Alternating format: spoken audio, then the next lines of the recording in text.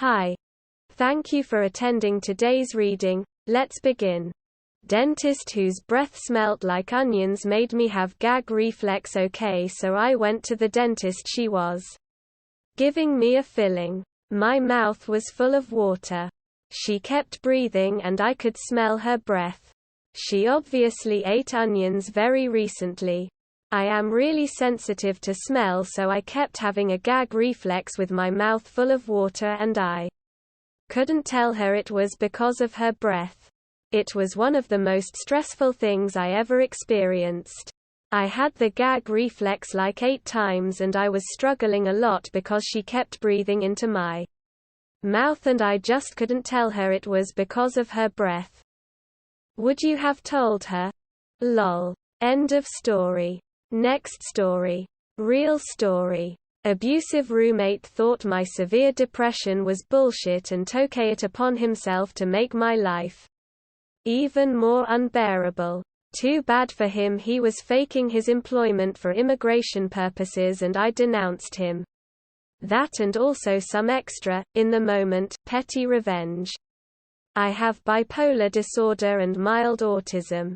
Before diagnosis and medication I would have these intense bouts of depression or mania, but I would always attribute it to my current living situation. My last job was a sales job and I only lasted 3 months before my weak-ass social skills were exposed and ridiculed. Frankly put, I was way too introverted to be a salesman. It's even more embarrassing when I remember how confident I was going into the job. I was on the end of a manic phase. So now after that experience I was at the bottom of the barrel and started slipping into a severe depression, and after a while I was having regular suicidal thoughts. I started therapy. My roommate objected. He said therapy is a scam and mental illness is just something you can simply shake off, and that I just need to use the money for my therapy to go on vacation. Clearly there was something off with his thinking, but we didn't argue further at that point. Every day I was miserable. Could barely get out of bed and felt completely dead inside. After a couple weeks he got tired of it and started harassing me. If you're gonna kill yourself, at least give me some money before you do. You're not sick, you're just lazy and weak. I don't even believe you're suicidal. Don't lock the front door before leaving the house. No one is gonna break in. You're stupid for doing that. On that one his tone was super judgmental. Trying to order me around. Leaves the knives out on the counter. I tell him not to and that the knives are mine. That tells me to fuck off and that he'll do whatever he wants.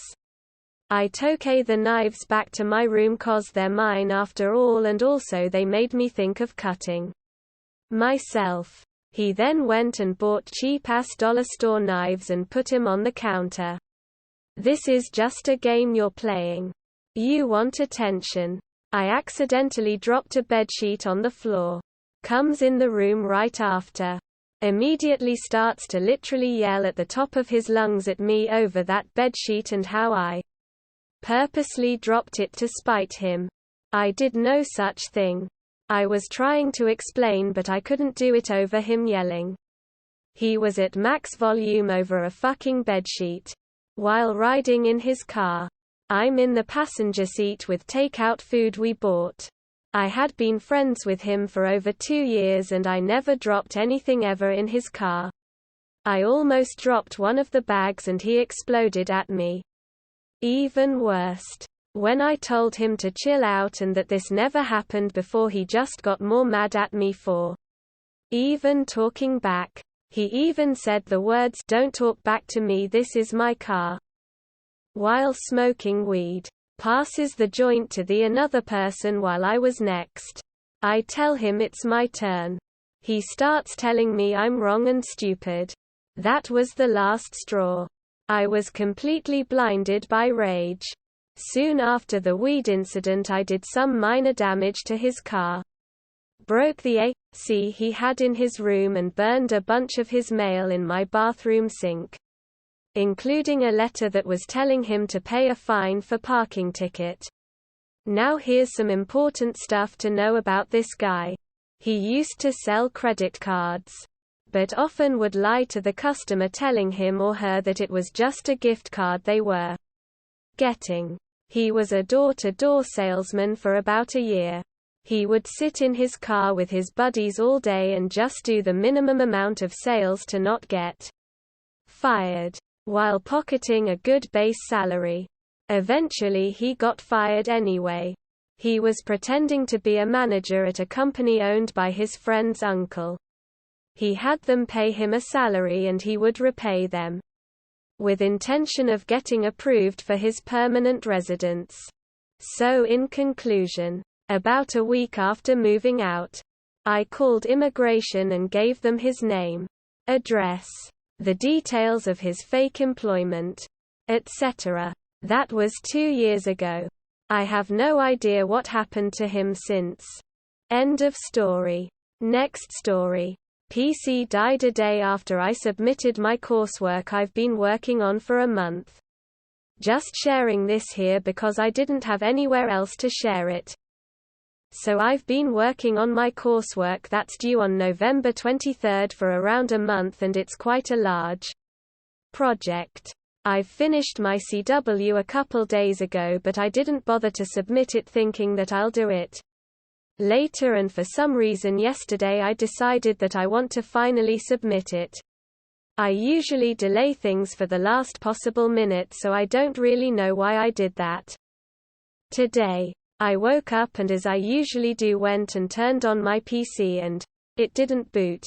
It kept boot looping and giving me errors, and I tried every possible solution but it just didn't work, so I had to make a clean install of Windows and all my data from my SSD was gone.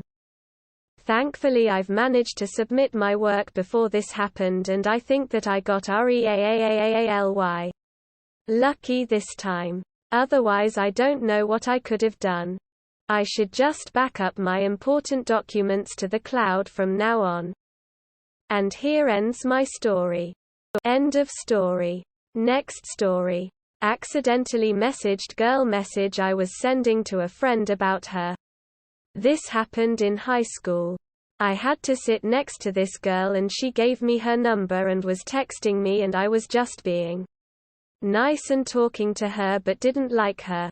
So she starts talking about coming over to my house and shit, so I send a message to my friend, IDK.